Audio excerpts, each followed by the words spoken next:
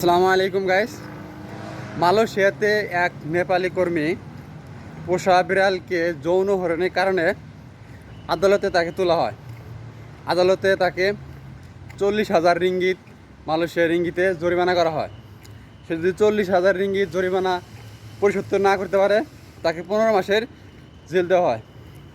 আসলে মানুষ কতটা নিচে গেলে এরকম একটা কাজ করতে পারে তারপর মানে এই নেপালি কর্মী আসলে।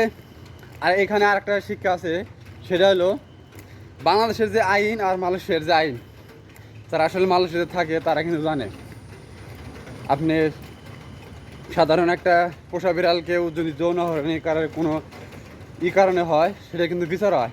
আর বাংলাদেশে মানুষকে ধর্ষণ, খুন খারাপি কত কিছু করার পরেও তারপরেও মানুষ ছাড় পেয়ে যায়। আসলে আইন সংশোধন না করলে আপনি কোনো দিনই শান্তি পাবেন না। মোটামুটি মালয়েশিয়াতে সব কিছু যে কোনো অপরাধ করুক না কেন সেই অপরাধে তাকে কিন্তু শাস্তি আয়তে আনা হয়। আর বাংলাদেশে যদি আপনার ক্ষমতা থাকে, টাকা পয়সা থাকে, আপনি অপরাধ করেও অপরাধের কোনো শাস্তি পাবেন না।